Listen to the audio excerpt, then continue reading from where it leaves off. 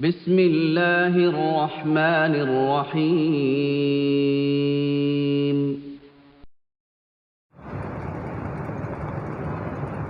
الحمد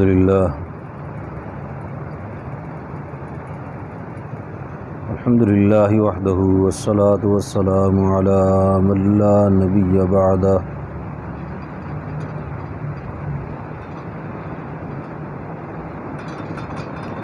علیہ وعلی آلہ واصحابہ الذین اوفوا عہدہ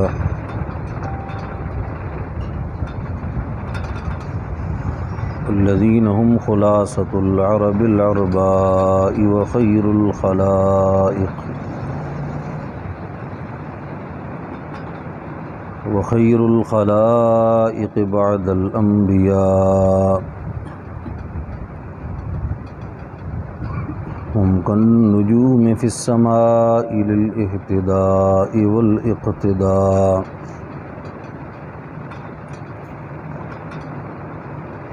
الذين هم مفاتيح الرحمة والمصابيح الغرر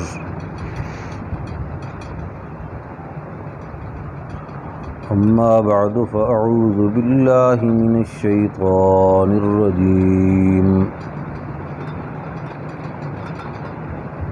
بسم الله الرحمن الرحيم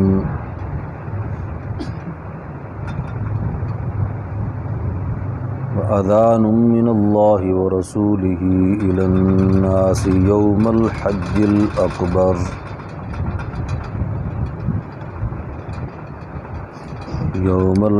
الأكبر أن الله بريء من المشركين ورسوله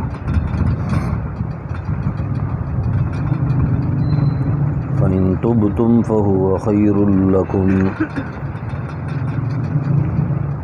وإن توليتم فاعلموا أنكم غير معجز الله وبشر الذين كفروا بعذاب أليم صدق الله ومن أصدق من الله قيلا اللهم صل على سيدنا ومولانا محمد وعلى آل سيدنا ومولانا محمد وبارك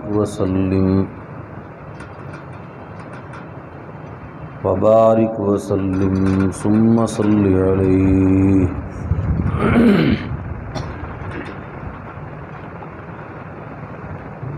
حضرات محترم،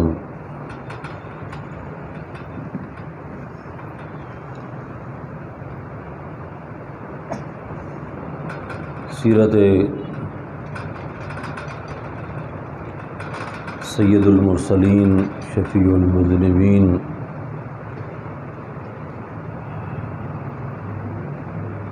سرکار دو عالم جناب محمد رسول اللہ صلی اللہ تعالی علیہ وسلم کے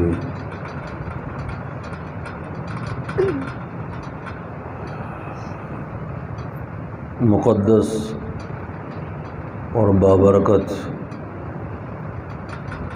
عنوان سے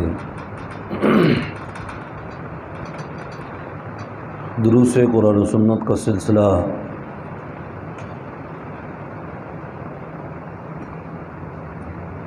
سن 9 ہجری کے اختتامی حالات و واقعات تک پہنچ چکا ہے۔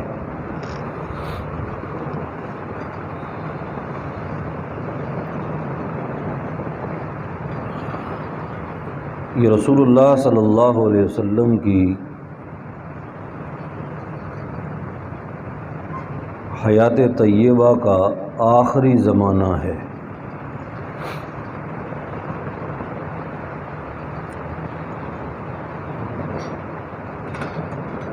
آپ حضرات میں سے اکثریت اس بات سے واقف اور آگاہ ہے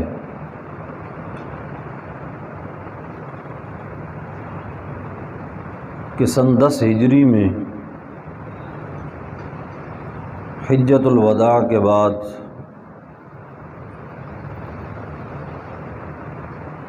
ربیع الاول کے مہینے میں رسول اللہ صلی اللہ علیہ وسلم کی اس دنیا سے رحلت ہوئی اور آپ کی وفات ہوئی۔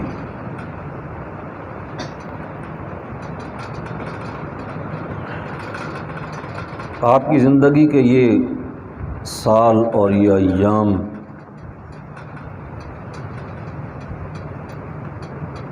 انتہائی مصروفیت میں، مشغولیت میں گزرے۔ کبھی ایک طرف مہم ہے، کبھی دوسری طرف مہم ہے، کبھی سرایا بھیجے جا رہے ہیں اور کبھی خود غزوہ میں شرکت کے لیے رسول اللہ صلی اللہ علیہ وسلم صحابہ کرام کے ساتھ نکل رہے ہیں۔ پھر قدم قدم پہ نئے نئے مسائل اور حوادث، پھر ان سے نکلنے والے پھوٹنے والے شرعی مسائل اور امت کی رہنمائیاں، ان کی تکمیل ہوتی رہی۔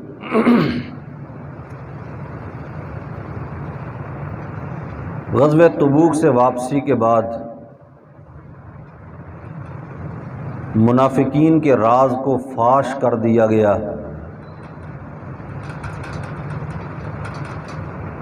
عبداللہ ابن ابی رئیس المنافقین کی موت پر اللہ رب العزت کی طرف سے ایسے سخت احکامات اترے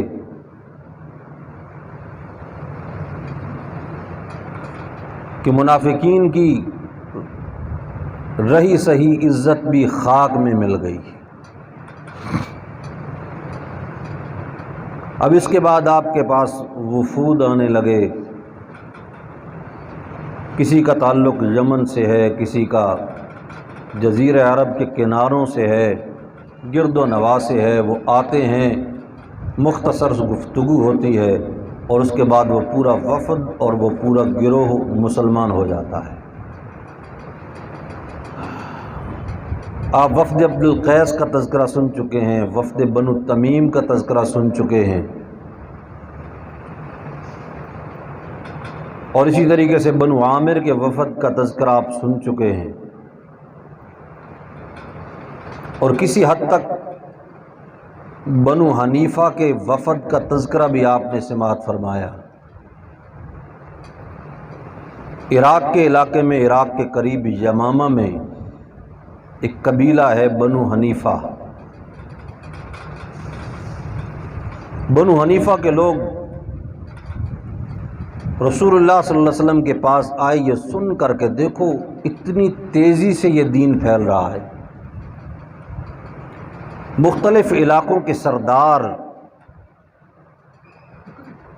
وہ اسلام کے پرچم کے سامنے اپنے سر جھکائے کھڑے ہیں۔ یمن سے، بحرین سے، دومت الجندل سے، پھر خیبر سے، پھر مکہ ہے، پھر مدینہ ہے، پھر دور دراز تک جزیرۃ العرب ہے، حتیٰ کہ شاہ روم بھی ان کے مقابلے میں نہیں آ سکا۔ اب ان کے دل میں داعیہ پیدا ہوا، کوئی دیکھنے کے لیے آیا اور مسلمان ہو گیا، کوئی سوال کرنے کے لیے آیا مسلمان ہو گیا، اور کچھ لوگوں کو وہاں ماحول میسر آیا اور وہ مسلمان ہوئے اور اسلام لانے کے بعد رسول اللہ صلی اللہ علیہ وسلم کے پاس بیعت کے لیے حاضر ہوئے۔ یہ قبیلہ بنو حنیفہ جو تھا، ان کا سردار انتہائی خطرناک انسان تھا، مسلمہ اس کا نام تھا، اور تاریخ اس کو مسلمہ کذاب کے نام سے جانتی ہے۔ اس کے دل میں چونکہ اسلام کی کوئی رغبت نہیں تھی، اپنے قافلے والوں کو کہا کہ آپ سارے جائیں، آپ کے مجبور کرنے سے میں آ گیا ہوں۔ اچھی خاصی بڑی فوج تھی اس کی، لیکن میں یہیں بیٹھتا ہوں سامان کے پاس، تم جاؤ اور جا کے ملاقات کرو۔ اور جب وہ ملاقات کر کے کلمہ پڑھ کے نکلنے لگے، آپ نے سب کو ہدیے دیے، اس کا ہدیہ بھی اس کو پہنچاؤ۔ اور اس بنیاد پہ وہ آیا، اور پھر آ کے اس نے ایک شرط رکھی کہ میں مسلمان ہونا چاہتا ہوں لیکن ایک شرط ہے۔ کون سی شرط ہے؟ اس نے کہا حضور آپ یہ مجھے لکھ کر دے دیں کہ آپ کی وفات کے بعد آپ کا خلیفہ میں بنوں گا، دیکھیں نا آپ کے پاس اتنی بڑی فوج نہیں ہے، میرے پاس تو 1,00,000 سے زائد فوج اپنی موجود ہے، آخر اسلام کی حفاظت بھی تو کرنی ہے، میرے پاس اسباب اور ذرائع موجود ہیں، آپ میرے متعلق لکھ دیں خلیفہ ہوگا۔ آپ نے میں اس لیے اسلام قبول کرتے ہو تو بے شک چلے جاؤ، تیرے اسلام کی ہمیں کوئی ضرورت نہیں ہے۔ زمین سے آپ نے ایک تنکا اٹھایا، یا ایک روایت کے مطابق آپ کے ہاتھ میں ایک عرجون تھی، عرجون چھڑی کو کہتے ہیں، اور چھڑی اس طرح نہیں، سیدھی چھڑی نہیں، یہ شاخیں جس وقت خشک ہو جاتی ہیں تو آخر میں بعض اوقات ایک ٹیڑھی سی شاخ ہوتی ہے، خشک سی، ہاتھ میں آدمی بعض اوقات اس کو اٹھا کے پھرتا ہے کبھی کبھی ہاتھ میں، وہ عرجون آپ کے ہاتھ میں تھی۔ آپ نے فرمایا کہ اگر تو اسلام لانے کے لیے یہ شرط رکھتا ہے کہ یہ عرجون، یہ سوکھی خشک ٹہنی مجھے دے دی جائے تو تجھے یہ بھی ہم دینے کو تیار نہیں ہیں، مسلمان ہوتے ہو تو ہو ورنہ چلے جاؤ واپس۔ اب اس نے دیکھنے کے لیے، دکھلاوے کے لیے کلمہ پڑھ لیا اور واپس چلا گیا، لیکن اپنے قبیلے میں جانے کے بعد اس نے سازش کی، نبوت کا دعویٰ کیا اس نے، اور اتفاق کی بات انہی ایام میں اللہ کے رسول صلی اللہ علیہ وسلم نے ایک خواب دیکھا۔ آپ نے خود صحابہ کے سامنے بیان کیا، فرمایا میں نے دیکھا کہ میں نے دونوں ہاتھوں میں سونے کے کنگن ہیں۔ اب میں خواب میں ہی حیران و پریشان ہوں کہ سونا اور نبی کے ہاتھ پر، حالانکہ سونے کا استعمال مرد کے لیے ناجائز ہے، اور چاندی بھی 1 انگوٹھی کی مقدار، اس سے زائد نہیں۔ ہمارے بعض لوگ جو ہیں وہ 3 انگوٹھیاں استعمال کر رہے ہوتے ہیں، چاندی، اور چاندی کی صرف انگوٹھی اور 1 انگوٹھی، اس سے زائد نہیں۔ اور سونے کا تو استعمال اسلام میں حرام ہے، ناجائز ہے۔ اب کئی لوگ پوچھتے ہیں جی دیکھو جی یہ شراب کی طرح حرام ہے،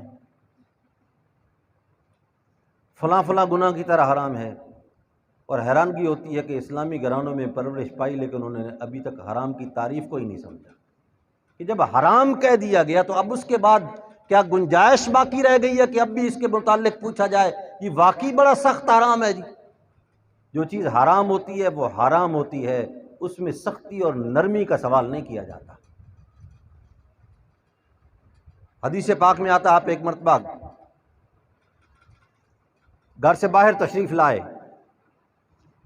آپ کے ایک دستے مبارک میں سونا ہے اور دوسرے میں ریشم ہے، فرمایا ھذان حلالان لاناث امتی وحرامان لذکور امتی، فرمایا کہ یہ دونوں چیزیں میری امت کی عورتوں کے لیے حلال ہیں لیکن میری امت کے مردوں کے لیے یہ چیزیں حرام ہیں، ناجائز ہیں۔ لیکن بہرحال ہم نے تو نقالی اور ریس کرنی ہے، کوئی ایکٹر اچھا لگ گیا تو اس کی نقالی کریں گے، کوئی بگڑا تگڑا کردار اگر کوئی اچھا محسوس ہونے لگا ہمیں تو ہم نے اس کی نقالی کرنی ہے۔ ہمارے لیے تو بس یہ کلمہ کافی ہے کہ کلمہ طیبہ ہم نے پڑھ لیا، لا الہ الا اللہ محمد الرسول اللہ، بس اس کے بعد ایک سند مل گئی، ایک مہر لگ گئی، بس یہ ہم بخشے بخشائے لوگ۔ ہمیں کیا ضرورت ہے کہ اپنے نبی صلی اللہ علیہ وسلم کی تعلیمات پہ عمل کریں، الیاذ باللہ، یعنی تصور بن چکا ہے۔ آپ نے میں تو حیران ہوا کہ میرے ہاتھ پر سونے کے کنگن، فرماتے ہیں میں نے پھر اس کے اوپر پھونک ماری، فنفختہما، اور جب میں نے پھونک ماری تو اللہ کی قدرت وہ میرے ہاتھ سے نکل کے اڑ گئے، غائب ہو گئے۔ تو صحابہ کرام نے سوال کیا فماذا اولتھا یا رسول اللہ، یا رسول اللہ پھر آپ نے اس کی تعبیر کیا نکالی، کیا اس کی تعبیر ہے؟ فرمایا اس کی تعبیر یہ ہے کہ میری زندگی میں 2 کذاب پیدا ہوں گے، دو دجال آئیں گے، کذاب آئیں گے، نبوت کا دعویٰ کریں گے۔ چنانچہ ان میں سے ایک کذاب اور دجال مسلمہ تھا اور دوسرا اسود عنسی تھا یمن کا۔ ان دونوں نے رسول اللہ صلی اللہ علیہ وسلم کی زندگی کے اندر نبوت کا دعویٰ کیا، اور آپ نے ان کی بے خونی کے لیے اور ان کو تہس نہس کرنے کے لیے باقاعدہ ایک لشکر تیار فرمایا، اور وہ لشکر نکل رہا ہے کہ آپ کی وفات ہو گئی۔ لیکن سیدنا صدیق اکبر رضی اللہ تعالیٰ عنہ نے اس لشکر کو پھر گھر میں نہیں بیٹھنے دیا، اور میں جس کی تشکیل میرے پیغمبر نے کر دی ہو اس کو واپس میں مدینے میں برداشت نہیں کر سکتا، نکلو اور ادھر ہی جاؤ جدھر بھیجا گیا۔ اللہ، اور مجموعی تعداد اگر دیکھی جائے کہ اتنے لمبے عرصے کے جہاد میں آپ سے تو بدر سے پہلے کی چھوٹی چھوٹی مہمات سے آپ سن رہے ہیں کہ بدر ہے، پھر اس کے بعد احد ہے، پھر اس کے بعد خندق ہے، اور پھر اس کے بعد مختلف قسم کی مہمیں ہیں، غزوہ مریسی ہے، ذات الرقاع ہے، اور پھر اس کے بعد خیبر ہے، پھر فتح مکہ ہے، اور چھوٹی موٹی مہمیں بہت لمبی چوڑی۔ ان کل مہموں میں تعداد مسلمان شہداء کی تعداد چند سینکڑوں کے اندر ہے، اور مسلمہ کذاب کے خلاف جو جہاد ہوا اس میں شہید ہونے والے صحابہ کرام کی تعداد ہزاروں میں ہے۔ یعنی اتنا اہم ترین معاملہ تھا یہ، اتنا خطرناک فتنہ تھا یہ۔ تو مسلمہ کذاب اپنے علاقے میں گیا، اس نے نبوت کا دعویٰ کیا، اور ابتداً کچھ لوگوں نے اس کو جھٹلایا، اور کچھ لوگ اس کی قوم کے تھے، انہوں نے کہا جی نبی اپنی قوم کا ہے، ٹھیک ہے، الیاذ باللہ، مان لیا انہوں نے۔ اور پھر اس کے اوپر مستزاد یہ ہوا کہ ایک نحار نام کا ایک آدمی تھا، اللہ کی شان، وہ مسلمان بھی ہوا، قرآن پاک کی کتابت بھی کرتا رہا، لیکن اس کے باوجود بنو حنیفہ کے اندر مرتد ہو کر وہ پہنچا، اور وہ مسلمہ کذاب کا دست و بازو بنا۔ اللہ تعالیٰ بڑی بے نیاز ذات ہے، اللہ کے رسول کے قدموں میں بیٹھنے والا بھی ہے، کلمہ بھی پڑھ لیا ہے اس نے، قرآن پاک کی کتابت بھی اس نے کی ہے، لیکن اس کے باوجود انجام اتنا خطرناک ہوا کہ مرتد ہو کے مرا۔ اللہ بڑی بے نیاز ذات ہے نا، اس لیے اپنے ایمان کی خیر منانی چاہیے، خوش فہمیوں میں صرف نہیں رہنا چاہیے۔ اللہ کی رحمت جو ہے اس میں کوئی شک نہیں کہ اللہ کی رحمت بڑی وسیع ہے، لیکن اس کے سوچنے اور اس کے متعلق یہ کہنا، یہ اس وقت کہ جس وقت انسان ایسے مراحل میں ہو کہ بس عمل کرنے کے قابل نہ رہ گیا ہو، جب تک عمل کرنے کے قابل ہے اس وقت اس بنیاد پہ بیٹھ جانا جی دیکھو جی اللہ کی رحمت سے بخشے جائیں گے، اگر یہ اصول ہوتا تو پھر اللہ رب العزت اپنے بندوں کو عبادات کا مکلف نہ بناتے کہ صرف ٹھیک ہے جی توحید ہی کافی ہے، کلمہ پڑھ لیا جی کافی ہے جی۔ اب اس کا یہ مطلب نہیں کہ توحید کوئی چھوٹی چیز ہے، بنیاد ہے، کوئی شک و شبہ نہیں، تمام دین اسلام کا مرکز توحید ہے۔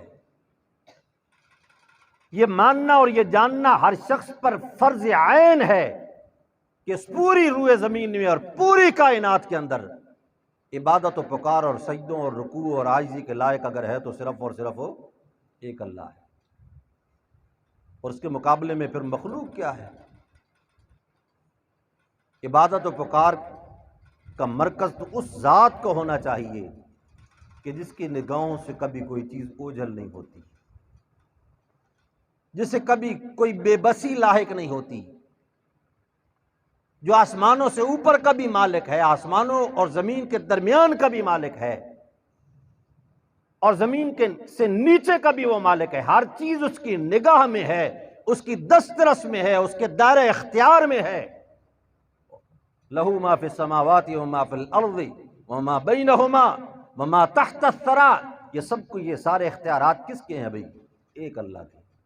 مخلوق تو بے بس ہو جایا کرتی ہے نا، اس کے سامنے رکاوٹیں آ جاتی ہیں، کبھی دیوار رکاوٹ بن گئی، کبھی کپڑا رکاوٹ بن گیا، کبھی نگاہ کی رینج ختم ہو گئی، کبھی سماعت کی رینج ختم ہو گئی، اور کبھی احساسات ختم ہو گئے، کبھی دیوار آڑے آ گئی، کبھی دوری آڑے آ گئی۔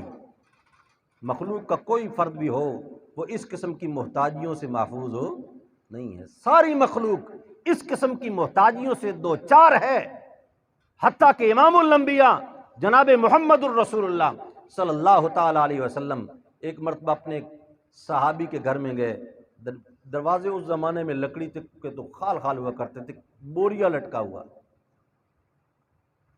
حضرت سعد کا گھر ہے، آپ نے جا کر کہا السلام علیکم، جواب نہیں آیا، حالانکہ جواب حضرت سعد نے دیا ہے، پردے کے پیچھے بیٹھے ہیں، جواب بھی دیا ہے، سنا بھی ہے، لیکن جواب ایسا سے دیا تاکہ اللہ کے رسول صلی اللہ علیہ وسلم پھر دوبارہ سلام کہیں، آپ کی زبان مبارک سے یہ سلامتی کی دعا ان کو بڑی اچھی محسوس ہوئی کہ آپ کی زبان سے یہ دعا سننا مل جائے۔ دوبارہ آپ نے فرمایا السلام علیکم، ایسا سے پھر جواب دے دیا، پھر تیسری مرتبہ پھر السلام علیکم، پھر ایسا سے جواب دے دیا۔ لیکن جب آپ جانے لگے تو پھر یہ سمجھا کہ اب تو اللہ کے رسول آئے ہوئے واپس جانے لگے ہیں، بھاگ کے گئے، یا رسول اللہ میں حاضر، میں آپ کا غلام ہوں، میں موجود تھا۔ آپ نے میں پھر تو نے سلام کا جواب کیوں نہیں دیا؟ عرض کہ میں نے سلام کا تو جواب دیا ہے، لیکن آپ نے میرے جواب کو سماعت نہیں فرمایا، اس لیے کہ سماعت کی ایک رینج ہے مخلوق میں، اور اس میں کوئی شک نہیں کہ اللہ کے رسول صلی اللہ علیہ وسلم امام الانبیاء ہیں، افضل البشر ہیں، مخلوقات میں کوئی بھی اللہ کے رسول کا ثانی نہیں ہے، لیکن اللہ نے مخلوق بنایا ہے، خالق صرف ایک ہے، معبود صرف ایک ہے، عبادت و پکار کے لائق صرف ایک اکیلا ہے، باقی سب کے سامنے رکاوٹیں ہیں، آڑ آ جاتی ہے، جہانوں کے پردے آ جایا کرتے ہیں، مٹی کے پردے بھی آ جایا کرتے ہیں۔ اگرچہ ہمارے ایک استاد حضرت قاضی عصمت اللہ صاحب رحمۃ اللہ تعالی علیہ فرمایا کرتے تھے کہ یہ نہ کہا کرو کہ مٹی کا پردہ آ گیا ہے، مٹی کون سے اتنا بڑا پردہ ہے؟ کہتے تھے ٹرین اگر دور سے آ رہی ہو اور اگر کان لگا لو زمین کے ساتھ ہو تو زمین جو ہے وہ بتلانا شروع کر دیتی ہے کہ ٹرین آ رہی ہے، اتنی خبر تو وہ دے دیتی ہے۔ تو خالی مٹی تو اتنا بڑا، فرمایا جہانوں کا پردہ ہے، جہان ہی تبدیل ہو گیا، وہ اس جہان میں چلا گیا، تو اس جہان میں موجود ہے، ادھر والا ادھر کی نہیں جانتا اور ادھر والا ادھر کی بات نہیں جانتا، جہانوں کے پردے آ جاتے ہیں۔ جب پردے آ جائیں تو پھر عبادت و پکار کس لیے بھی؟ پھر مراد کس طرح پوری کرواؤ گے؟ اور وہ ذات تو وہ ہے وَإِن تَجْهَرْ بِالْقَوْلِ فَإِنَّهُ يَعْلَمُ السِّرَّ وَأَخْفَى، اگر تو اپنی بات کو کھل کے کر، بلند آواز سے پکار کے کر، پھر بھی وہ سنتا ہے، اور اگر تو اپنی بات کو آہستہ کر کے کر، اِنَّهُ يَعْلَمُ السِّرَّ وَأَخْفَى، وہ تو راز کو بھی جانتا ہے اور راز سے زیادہ مخفی بات کو بھی جانتا ہے۔ اب یہ ہے ذرا ایک نقطے والی بات سمجھنے والی، راز سے زیادہ مخفی کوئی چیز دنیا میں ہوتی؟ مثال یہی دی جاتی ہے بھئی یہ تو راز ہے، کیا مطلب؟ مخفی بات ہے، سب سے مخفی بات راز ہوتی ہے کہ راز ہے، کسی کو معلوم نہیں ہے، لیکن فرمایا راز سے بھی مخفی بات، کیا مطلب؟ فرمانا یہ چاہتے ہیں کہ راز تو وہ ہے کہ جو کہ پیدا ہو گیا ہے ایک مرتبہ دل میں، اور پھر کسی کے سامنے آ گیا اور اس نے اپنے دل میں اس کو چھپا لیا، یا تو نے اپنے دل کے اندر چھپا کے رکھا ہے۔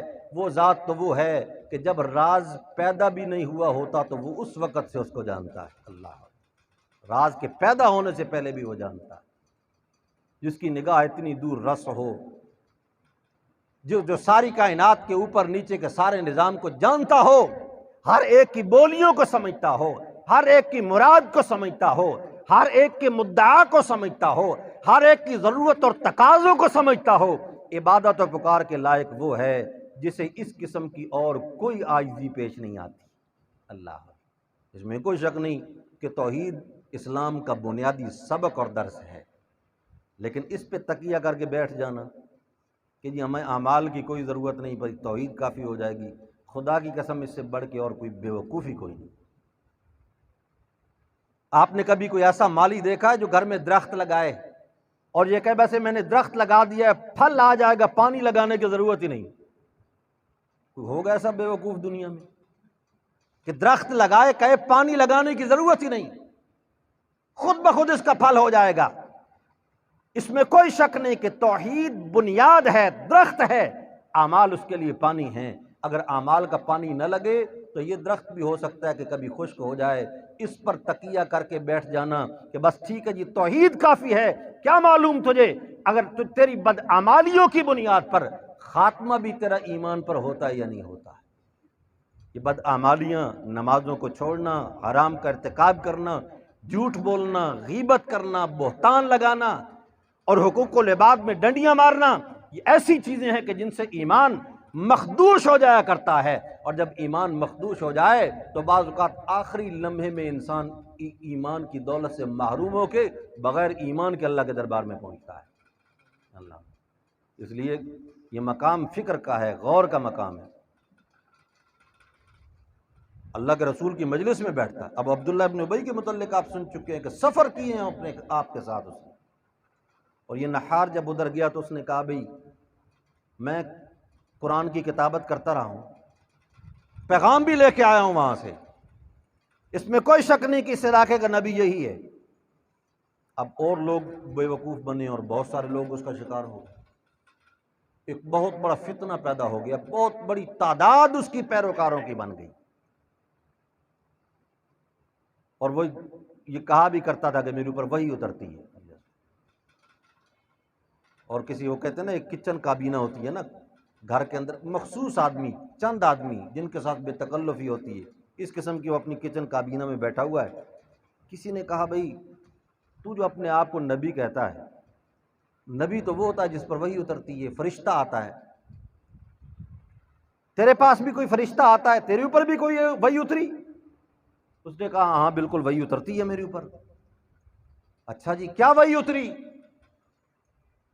اب یہ روایات کے اندر یہ اس کے الفاظ بھی آتے ہیں، الفیل ومل فیل وما ادراک مل فیل لہو ذنب قصیر وخرطوم طویل۔ اس کا معنی کیا ہے؟ ہاتھی کو تم کیا جانو ہاتھی کیا ہوتا ہے؟ ہاتھی ایسا ہوتا ہے کہ جس کی دم چھوٹی اور جس کی سونٹ لمبی ہوتی ہے۔ اب یہ وہی ہے۔ اب جو سامنے بیٹھے ہوئے تھے نا انہوں نے کہا بے وقوف انسان، یہ جو تو کہہ رہا نا میں اس کو قرآن بنا کے پیش کر رہا ہوں، یہ قرآن کسی اور کو نہ سنانا ورنہ جوتے مار مار کے تیرا سر گنجا کر دیں گے۔ ہم تیرے اتنے قریبی بیٹھنے والے اور ہم یہ سمجھ رہے ہیں کہ تو بکواس کر رہا ہے، اور لوگ تیری بات کے اوپر ایمان لائیں گے، لوگ تیری بات کو مانیں گے اور تسلیم کریں گے۔ اسی طرح کا ایک ہمارے ہاں بھی گزرا ہے نا،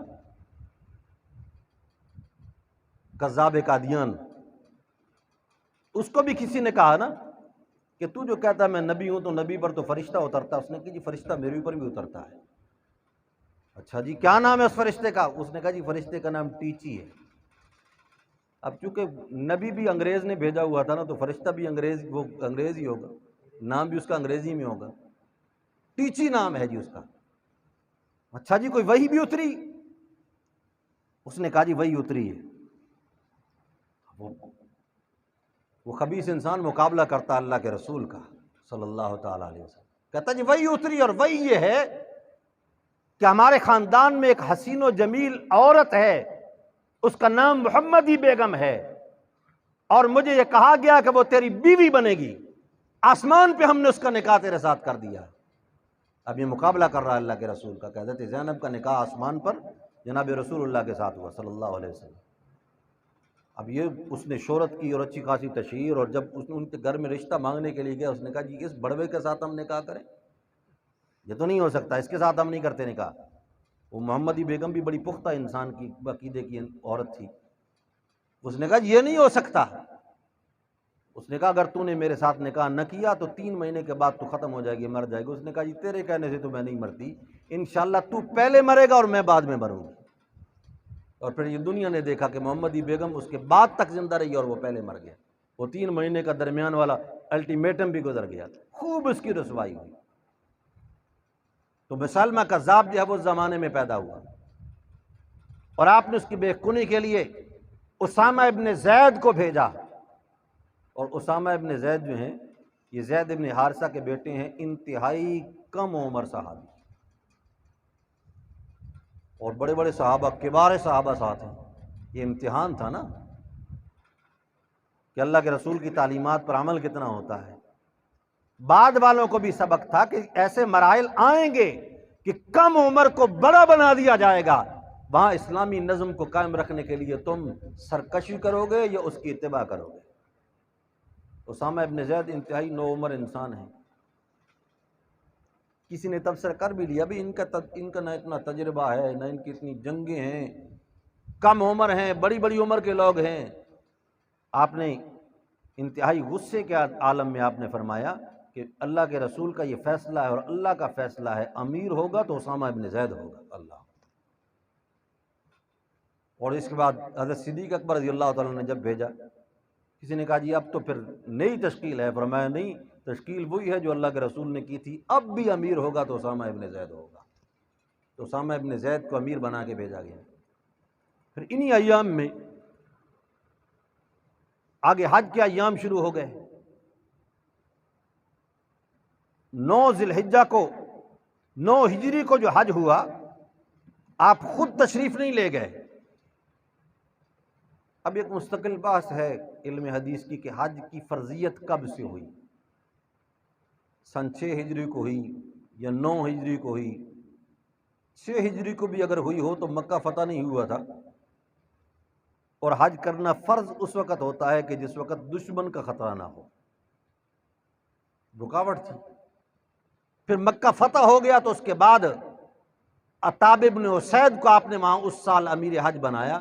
پھر 9 ہجری کو بھی آپ نے حضرت صدیق اکبر کو بھیجا آپ نے۔ اب اس کی وجہ کیا ہے؟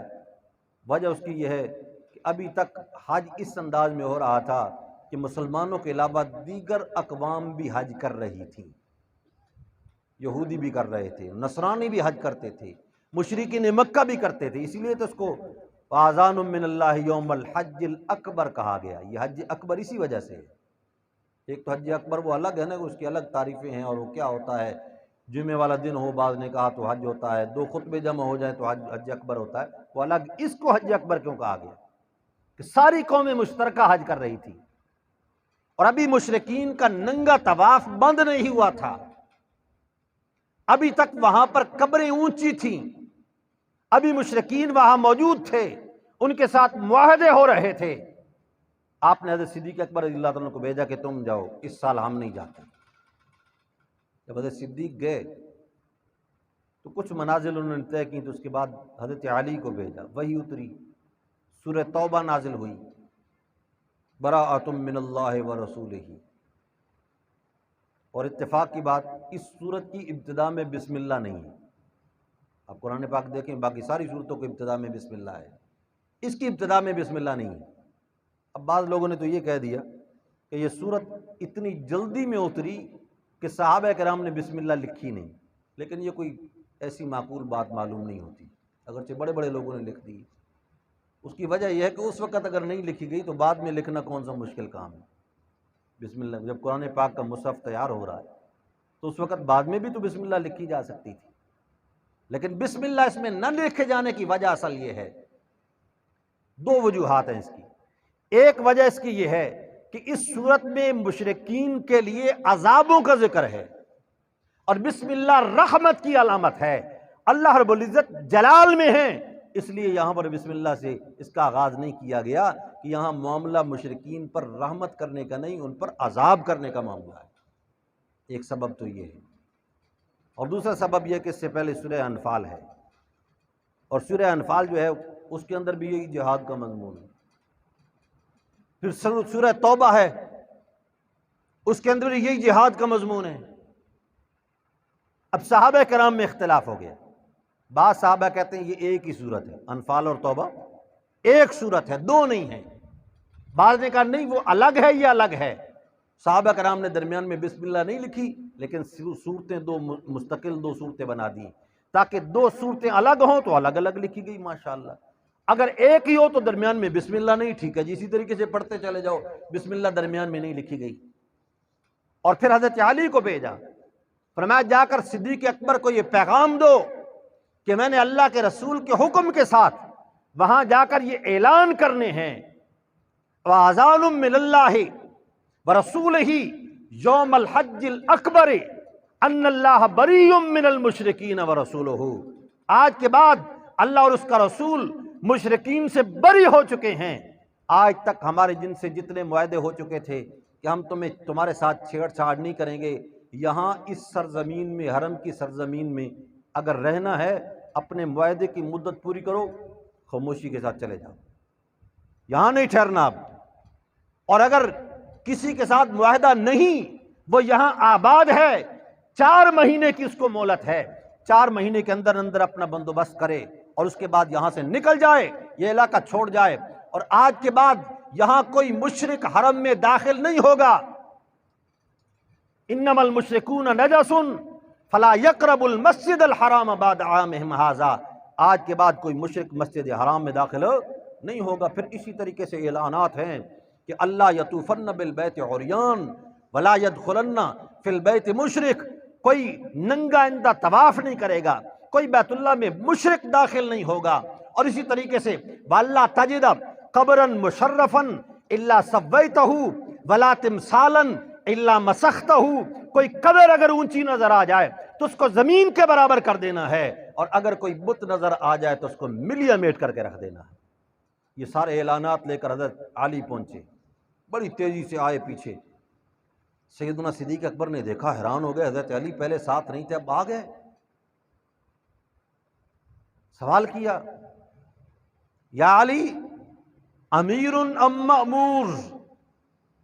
اب دیکھو یہ ہے اتباع، انتظار میں کھڑے ہیں کہ کس قسم کا حکم ہے۔ یا علی امیر ام مأمور؟ آپ جو میرے پاس آئے، رسول اللہ نے تجھے امیر بنا کے بھیجا یا مأمور بنا کے بھیجا؟ اگر آپ کو امیر بنا کے بھیجا تو میں تابعدار ہوں، اور اگر مأمور بنا کے بھیجا تو ظاہر ہے کوئی غرض ہوگی، وہ غرض بیان کرو۔ ان کا بل یا ابا بکر مأمور، نہیں ہے ابو بکر، اللہ کے رسول نے مجھے مأمور بنا کے بھیجا، امیر بنا کے نہیں بھیجا ہے۔ یہی اندازہ لگا لو، رسول اللہ صلی اللہ علیہ وسلم کی فتوحات کے بعد باضابطہ پہلا حج ہے، اس پہلے حج میں امیر صدیق اکبر ہیں، وزیر حضرت علی ہیں۔ یہ نسبت ہے نا، یہ درجے ہیں۔ باقی مقامات وہ سارے صحابہ ہماری آنکھوں کے تاج ہیں، آنکھوں کی ٹھنڈک ہیں اور سر کا تاج ہیں۔ کسی کے متعلق ادنا درجے کی گستاخی بھی ایمان کا خطرہ ہے۔ اچھا جی کیوں آئے؟ انہوں نے کہا یار مجھے اللہ کے رسول نے یہ حکم دیا کہ یہ اعلانات میں نے کرنے ہیں۔ فرمایا ٹھیک ہے آ جاؤ ساتھ۔ اور پھر حضرت علی رضی اللہ عنہ فرماتے ہیں کہ پھر میں نے وہاں جا کر اعلان کیے، مطاف میں کیے، اور پھر منی میں کیے، خطبوں کے بعد کیے، عرفات میں کیے، مزدلفہ میں کیے، یہاں تک کہ میرا گلا بند ہو گیا اور مجھ سے بولنا مشکل ہو گیا۔ اور باقی اور صحابہ جو تھے انہوں نے میرے ساتھ پھر معاونت کی، اور ہر طرف اعلان کیا گیا، اور اس سال سے باقاعدہ حرم کو ہر قسم کے مشرکین سے پاک کر دیا گیا۔ اور اس کے بعد سے لے کر آج تک کوئی وہاں پر اس قسم کی گندی حرکت نہیں کر سکا کہ ننگا طواف ہو۔ ننگا طواف ختم ہو گیا، مشرکین کو نکال دیا گیا، اور مشرکین کے ساتھ جو معاہدے تھے ایک مخصوص حد تک ان معاہدوں کو پورا کر کے اس کے بعد سے ختم، اور مکمل طور پہ اسلام کی حکمرانی قائم ہوئی، اور اللہ کے فضل سے آج تک قائم ہے، اور قیامت تک وہ حکمرانی قائم رہے گی۔ اللہ رب العزت صحیح طور پر قرآن و سنت کو سمجھنے کی، عمل کرنے کی توفیق نصیب فرمائے۔ وما علینا